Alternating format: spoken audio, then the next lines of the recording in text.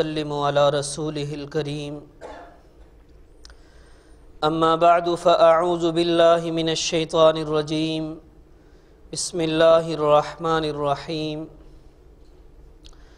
وإلهكم إله واحد لا إله إلا هو الرحمن الرحيم صدق الله العظيم وإلهكم إله واحد اور معبود تمہارا ایک ہی معبود ہے، لا الہ الا ہو، نہیں کوئی عبادت کے لائق مگر وہی اللہ، الرحمن الرحیم، جو بڑا مہربان نہایت رحم فرمانے والا ہے۔ اس آیت مبارکہ میں اللہ رب العزت نے اسلام کے بنیادی ارکان میں سے جو سب سے پہلا اور اہم رکن ہے عقیدہ توحید، اس کو بیان فرمایا۔ ہر عمل کی قبولیت کا دار و مدار عقیدہ توحید پر ہے۔ اگر کسی کا عقیدہ اللہ رب العزت کی وحدانیت اور توحید کا نہیں تو اس کا کوئی عمل قابل قبول نہیں، کیونکہ نبی محترم صلی اللہ علیہ وسلم نے ارشاد فرمایا، بنی الاسلام علی خمس، اسلام کی بنیاد 5 چیزوں پہ رکھی گئی ہے، شہادت اللہ الہ الا اللہ وان محمد الرسول اللہ۔ پہلی چیز اس بات کی گواہی دینا، زبان سے اقرار کرنا اور دل سے تصدیق کرنا کہ بے شک عبادت کے لائق صرف اور صرف اللہ کی ذات ہے، اور بے شک محمد صلی اللہ علیہ وسلم اللہ کے رسول ہیں۔ اور دوسرا اقام الصلاۃ، نماز قائم کرنا، ایتاء الزکاۃ، زکوٰۃ ادا کرنا، صوم رمضان، ماہ رمضان کے روزے رکھنا، حج البیت، اور بیت اللہ کا حج کرنا، ان استطاع الیہ سبیلا، اگر وہاں تک پہنچنے کی طاقت ہو۔ یہ اسلام کے پہلے 5 بنیادی رکن ہیں، اور ان میں سے جو سب سے پہلا ہے وہ سب سے اہم ہے، عقیدہ توحید۔ عقیدہ توحید یہ ہے کہ اس بات کا عقیدہ رکھا جائے کہ عبادت کے لائق صرف اور صرف اللہ کی ذات ہے۔ اب اس عبادت کے اندر ہر وہ قول، ہر وہ عمل، ہر وہ فعل داخل ہے جو آپ کسی کو راضی کرنے کے لیے کریں۔ یہ عقیدہ رکھ کر کہ فلاں ذات میرے نفع اور نقصان کی مالک ذات ہے، میری ہر بات کو ہر وقت ہر حال میں سننے والی ہے، اور میری ہر حالت سے باخبر ہے، یہ عقیدہ رکھ کر کسی بھی ذات کے لیے کوئی بھی عمل کرنا، رکوع کرنا، سجدہ کرنا، قیام کرنا، طواف کرنا، اعتکاف کرنا، نظر و نیاز دینا، یہ ساری عبادات ہیں۔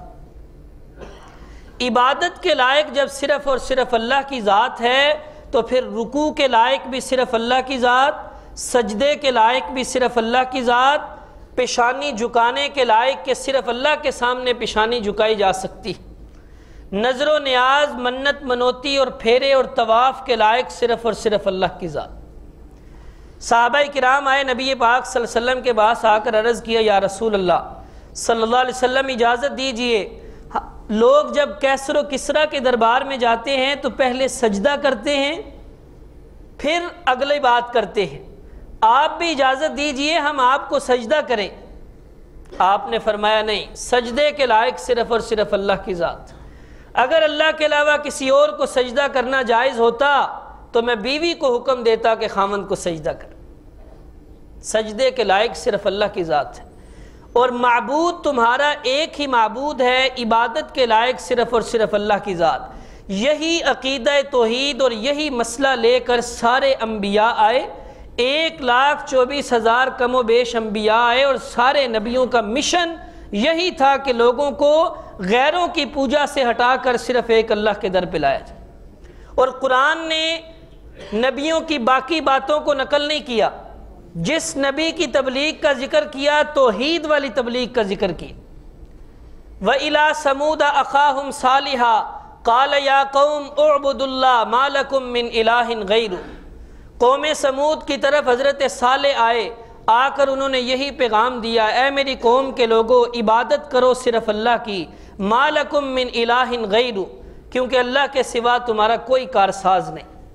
وَإِلَىٰ عاد اخاہم ہودا، قوم عاد کی طرف حضرت ہود آئے، قال یا قوم اعبدوا اللہ ما لکم من الہ غیر، وَإِلَى مَدْيَنَ أَخَاهُمْ شُعَيْبًا، قوم مدین کی طرف حضرت شعیب آئے، انہوں نے آ کر بھی یہی کہا اعبدوا اللہ ما لکم من الہ غیر۔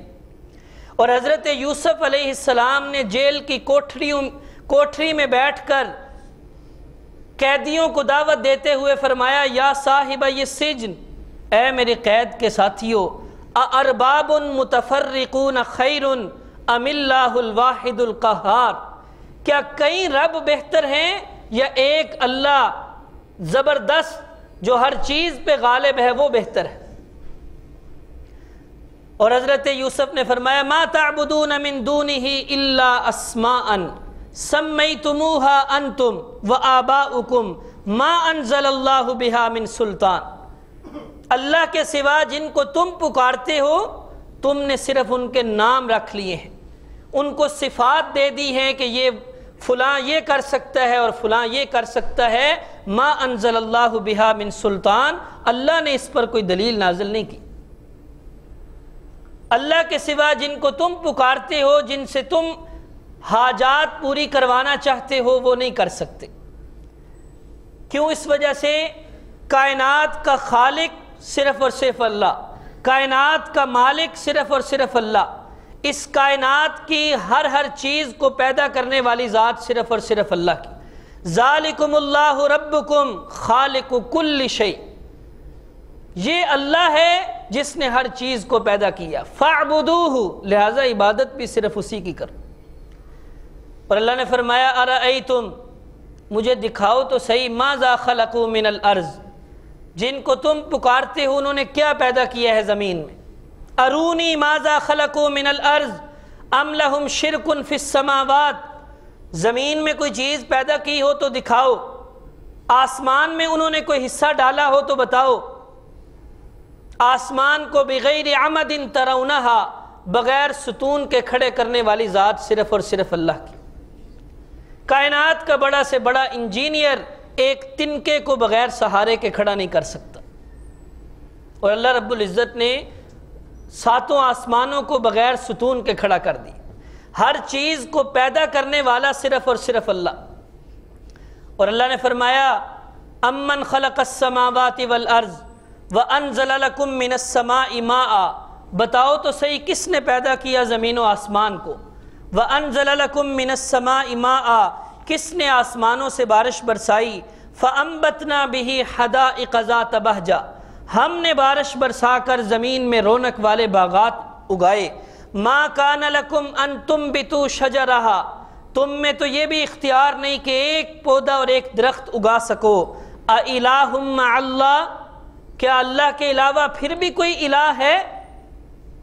اور فرمایا امن جعل الارض قرارا وجعل خلالہا انہارا، بتاؤ تو صحیح کس نے اس زمین کو ٹھہرا دیا، وجعل خلالہا انہارا، اور اس کے درمیان نہریں جاری کر دی، وجعل لہا رواسیا، پہاڑ مضبوط پہاڑ اس پہ گاڑ دیے، وجعل بین البحرین حاجزا، اور دو سمندروں کے درمیان رکاوٹ ڈال دی، کھارا اور میٹھا سمندر، ایسا پردہ اور رکاوٹ کے نظر نہ آئے۔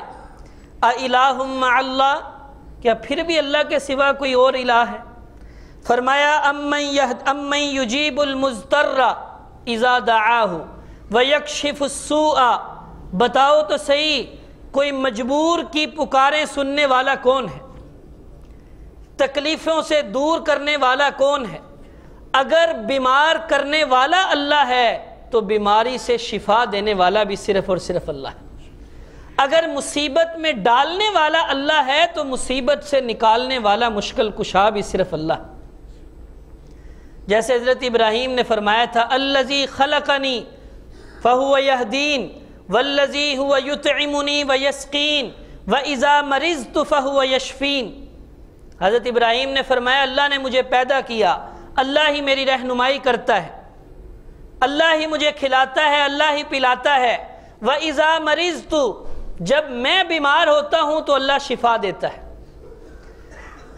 حضرت ابراہیم علیہ السلام نے بیماری کی نسبت اپنی طرف کی، حالانکہ بیمار کرنے والا بھی اللہ ہے، لیکن بیماری کی نسبت اللہ کی طرف نہیں کی، کیونکہ بیماری ایک نقصان ہے، ایک عیب ہے۔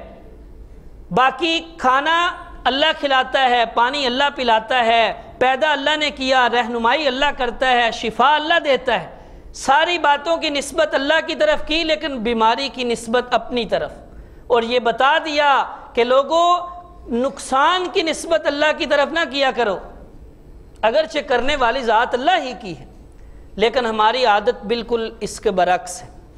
اگر ہمیں کوئی خوشی مل جائے، کوئی نفع مل جائے، جی فلاں کا کرم ہوا، اور اگر کوئی نقصان ہو جائے، اللہ کا حکم، جی اللہ کا حکم، اللہ کا حکم نقصان میں بھی واقعی اللہ کا حکم ہے، لیکن فائدے میں بھی اللہ ہی کا حکم۔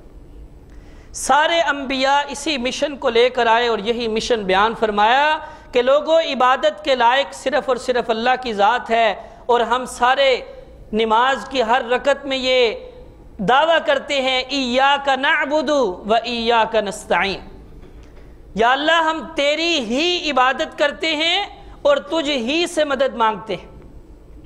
عربی گرامر کے مطابق اصل عبارت ہونی چاہیے تھی نعبدک و نستعینک، عربی میں پہلے فعل، پھر فاعل، پھر مفعول، لیکن یہاں حصر اور اختصاص کا معنی پیدا کرنے کے لیے، یہ ہی والا معنی پیدا کرنے کے لیے اللہ نے ایاک کو پہلے ذکر کیا۔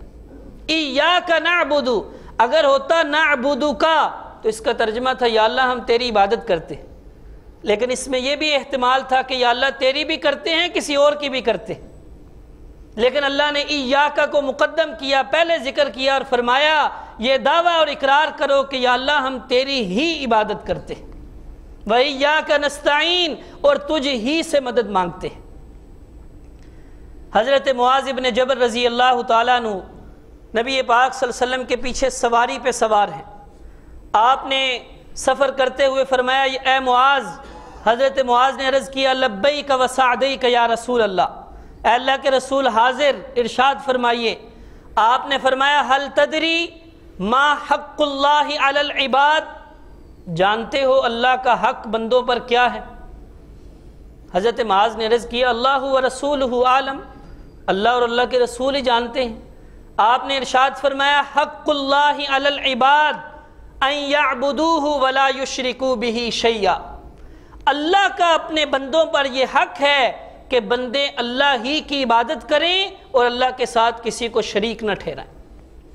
اور پھر آپ نے پوچھا معاذ حل تدری ما حق العباد علی اللہ اذا فعلوہ، اگر بندے صرف اللہ کی عبادت کریں، اللہ کے ساتھ کسی کو شریک نہ ٹھہرائیں، پھر جانتے ہو بندوں کا حق کیا ہے اللہ پر؟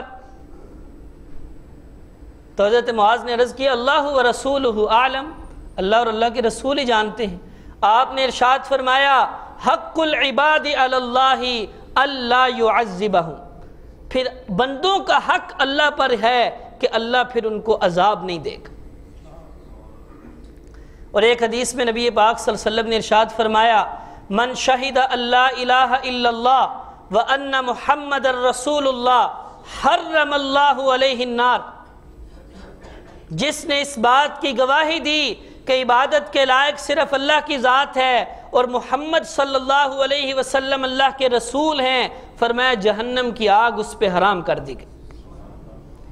حضرت ابو ہریرہ رضی اللہ تعالیٰ عنہ عرض کرتے ہیں، ارشاد فرماتے ہیں کہ ہم بیٹھے ہوئے تھے، نبی پاک صلی اللہ علیہ وسلم بھی تشریف فرما تھے، کہ اچانک نبی پاک صلی اللہ علیہ وسلم بغیر کچھ کہے اور بغیر کچھ بتائے اٹھ کر چلے گئے۔ میں تھوڑا پریشان ہوا، تھوڑی دیر انتظار کیا، لیکن آپ واپس تشریف نہ لائے، تو میں آپ کی تلاش میں پیچھے پیچھے نکل گیا۔ پتہ چلا کہ آپ ایک باغ کے اندر تشریف لے گئے ہیں۔ میں جلدی جلدی آپ کی تلاش میں نکلا اور باغ کے ارد گرد گھومتا رہا، لیکن مجھے دروازہ نظر نہ آیا۔ پھر میں پانی والے جو راستہ تھا، بڑا سا نالا تھا، میں نے اپنے آپ کو سمیٹا اور اس میں سے داخل ہو گیا اندر باغ۔ دیکھا اندر نبی پاک صلی اللہ علیہ وسلم بیٹھے ہوئے ہیں۔ آپ نے پوچھا ابو ہریرہ خیر ہے؟ میں نے عرض کی یا رسول اللہ آپ اس طرح بغیر بتائے چلے آئے، میں پریشان ہوا اس لیے آپ کے پیچھے آ گیا۔ آپ نے ارشاد فرمایا یہ میرے جوتے لے جاؤ نشانی کے طور پر، اور جا کر باہر جو بندہ اس بات کا عقیدہ رکھتا ہے اور گواہی دیتا ہے کہ عبادت کے لائق صرف اور صرف اللہ کی ذات ہے اور محمد صلی اللہ علیہ وسلم اللہ کے رسول ہیں، جو اس بات کی گواہی دیتا ہے فبشرہ بالجنہ، اس کو جنت کی خوشخبری سنا دو۔ حضرت ابو ہریرہ فرماتے ہیں میں نے وہ جوتے پکڑے اور جلدی جلدی خوشی خوشی سے آ گیا تاکہ میں لوگوں کو خوشخبری سناؤں جنت کی، اور سب سے پہلے مجھے حضرت عمر رضی اللہ تعالیٰ عنہ ملے۔ میں نے حضرت عمر کو خوشخبری سنائی کہ یہ دیکھو میرے پاس نبی پاک صلی اللہ علیہ وسلم کے جوتے ہیں، نشانی کے طور پر مجھے آپ نے بھیجا ہے، اور آپ کا یہ پیغام ہے کہ جو اس بات کی گواہی دیتا ہے کہ عبادت کے لائق صرف اللہ کی ذات ہے اور محمد صلی اللہ علیہ وسلم اللہ کے رسول ہیں، اس کو جنت کی خوشخبری دے دو۔ حضرت عمر نے فرمایا خبردار، مجھے تو خوشخبری دے دی اور کسی کو نہ دینا، واپس چلے جاؤ۔ حضرت ابو ہریرہ فرماتے ہیں نہیں میں واپس نہیں جانا، مجھے نبی الاسلام نے بھیجا۔ حضرت عمر نے مکہ مارا حضرت ابو ہریرہ کے سینے پہ، حضرت ابو ہریرہ سرین کے بل نیچے گر گئے اور روتے ہوئے واپس گئے نبی پاک صلی اللہ علیہ وسلم کے پاس، حضرت عمر بھی پیچھے پیچھے۔ نبی علیہ السلام نے پوچھا ابو ہریرہ خیر ہے؟ جی یا رسول اللہ حضرت عمر نے اس طرح مارا ہے۔ حضرت عمر بھی آگے، حضرت عمر نے پوچھا یا رسول اللہ آپ نے بھیجا ہے ابو ہریرہ کو؟ جی میں نے بھیجا ہے۔ حضرت عمر رضی اللہ تعالیٰ نے عرض کیا یا رسول اللہ میرا دل چاہتا ہے کہ آپ یہ خوشخبری لوگوں کو نہ سنائیں، اگر آپ یہ لوگوں کو خوشخبری سنا دیں گے تو لوگ نیک عمل کرنا چھوڑ دیں گے، بس کلمہ پڑھ کر بیٹھ جائیں گے۔ آپ نے فرمایا عمر تو ٹھیک کہتا ہے، ابو ہریرہ بیٹھ جائے۔ لیکن خوشخبری تو مل گئی، پہنچ گئی کہ عبادت کے لائق صرف اللہ کی ذات ہے، یہ عقیدہ رکھنے والا جنت میں ضرور جائے گا۔ اور اللہ رب العزت نے نبی محترم صلی اللہ علیہ وسلم نے بھی اسی مشن کو بیان فرمایا۔ آپ صلی اللہ علیہ وسلم کی نبوت سے پہلے کی جو 40 سالہ زندگی ہے، اس 40 سالہ زندگی میں کسی نے نبی پاک صلی اللہ علیہ وسلم سے اختلاف نہیں کیا، سارے آپ کو صادق اور امین کہہ کر پکارتے ہیں، سچا سمجھتے ہیں، حتیٰ کہ اپنی لڑائیوں اور جھگڑوں کا فیصلہ نبی پاک صلی اللہ علیہ وسلم سے کرواتے ہیں، اپنی امانتیں نبی پاک کے پاس رکھواتے ہیں، بچوں سے بڑھ کر پیار کرتے ہیں، بڑوں سے بڑھ کر ادب اور احترام کرتے ہیں۔ لیکن 40 سال کی عمر میں جب نبی پاک صلی اللہ علیہ وسلم کے سر پہ نبوت کا تاج سجایا گیا، نبی پاک صلی اللہ علیہ وسلم نے کوہ صفا پہ چڑھ کر اعلان نبوت کرنے سے پہلے فرمایا فَقَدْ لَبِثْتُ فِيكُمْ عُمُرًا مِّن قَبْلِي، لوگوں میں نے تمہارے اندر 40 سال کا عرصہ گزارا ہے، اس 40 سال کے عرصے میں میرا بچپن تم نے دیکھا، میرا لڑکپن تم میں گزرا، آج میری جوانی تمہارے سامنے ہے، اس 40 سال کے عرصے میں میری سفید چادر پر کوئی داغ دبا دکھا سکتے ہو تو دکھاؤ، میں نے کبھی کسی سے جھوٹ بولا ہو، میں نے کبھی کسی کی امانت میں خیانت کی ہو، میں نے کبھی کسی کی زمین پہ قبضہ کیا ہو، میں نے کبھی کسی کا کوئی برا کیا ہو، بتاؤ۔ ساری قوم نے بیک زبان ہو کر کہا ہم نے کئی بار تجھے آزمایا لیکن سچ کے سوا کچھ نہیں پایا۔ آپ نے ارشاد فرمایا اگر مجھے اتنا سچا سمجھتے ہو تو پھر یا ایھا الناس انی رسول اللہ الیکم جمیعا، مجھے اللہ کی طرف سے تم سب کی طرف رسول بنا کر بھیج دیا گیا ہے، اور رسول کا سب سے پہلا پیغام اور اعلان یہ ہے قولوا لا الہ الا اللہ تفلحوا، لا الہ الا اللہ پڑھ لو کامیاب ہو جاؤ گے۔ لیکن آگے جو بیٹھے ہوئے لوگ تھے وہ عربی دان تھے، وہ لا الہ الا اللہ کا مفہوم سمجھتے تھے، ان کو پتا تھا کہ اگر ہم نے لا الہ الا اللہ پڑھ لیا تو 360 بت جو ہم نے بیت اللہ میں رکھے ہوئے ہیں کہ فلاں بارش برسانے والا ہے، فلاں روزیاں دینے والا ہے، فلاں اولاد دینے والا ہے، ان سب کو چھوڑ چھاڑ کر ایک اللہ کے در پہ آنا پڑے گا۔ لیکن آگے سے پتھروں کی بارش کی گئی، اور سب سے پہلے پتھر برسانے والا نبی پاک کا چچا ابو لہب تھا۔ انہوں نے کہا اجعل الآلہۃ الہا واحدا، اتنے سارے معبودوں کو آپ نے ایک ہی معبود بنا دیا۔ اور وہ کہنے لگے اِنَّا لَتَارِكُوا آلِهَتِنَا لِشَاعِرٍ مَجْنُونٍ، علیاذ باللہ جس نبی پاک صلی اللہ علیہ وسلم کو آج سے پہلے صادق اور امین کہا کرتے تھے، آج وہ شاعر اور مجنون کہنے لگ گئے، آج وہ ساحر اور کاہن کہنے لگ گئے۔ جو آپ کے راستے میں پھول بچھایا کرتے تھے، آج لوگوں نے نبی پاک کے راستے میں کانٹے بچھانے شروع کر دی۔ جو لوگ نبی پاک کے گلے میں پھولوں کے ہار ڈالتے تھے، اس کلمہ توحید کے بعد انہوں نے آپ کے گلے میں رسی ڈالی، اور رسی ڈال کر بل چڑھائے، اتنے بل چڑھائے کہ زبان نبوت باہر آئی۔ نبی پاک صلی اللہ علیہ وسلم کے اس پیغام کے بعد آپ پہ کوڑا پھینکا گیا، سوشل بائیکاٹ کیا گیا، پھبتیاں کسی گئیں، الزام تراشیاں ہوئیں، آپ کی بیٹیوں کو طلاقیں دے دی گئی، طائف کی وادی میں آپ کو لہو لہان کیا گیا، اتنا لہو لہان کہ خون مبارک سارے بدن سے نکل کر جوتیوں میں جم گیا، پاؤں مبارک کا جوتیوں سے نکالنا مشکل ہو گیا۔ اور جن لوگوں نے نبی پاک صلی اللہ علیہ وسلم کے اس پیغام کو قبول کیا، جو مسلمان ہوتے گئے، ان پر تکلیفیں اور مصیبتیں اور ظلم کی انتہا ہوتی گئی۔ حضرت بلال رضی اللہ تعالیٰ عنہ نے کلمہ پڑھا تو ان کو تپتی ریت پہ لٹایا گیا، تپتے انگاروں پہ لٹایا گیا، چربی پگھل کر انگاروں کو راکھ بنا دیا کرتی تھی، لیکن ان کی زبان سے عہد کے علاوہ کوئی اور لفظ نہیں نکلا۔ حضرت سمیہ کے 2 ٹکڑے کر دیے گئے، حضرت زنیرہ کی آنکھوں میں گرم سلائیاں پھیر کر نبینا کر دیا گیا، حضرت خباب کو پھانسی پہ لٹکا دیا گیا، عمار ابن یاسر کے پورے خاندان کو شہید کر دیا گیا۔ کیوں؟ نبی پاک صلی اللہ علیہ وسلم کا اختلاف کیا تھا؟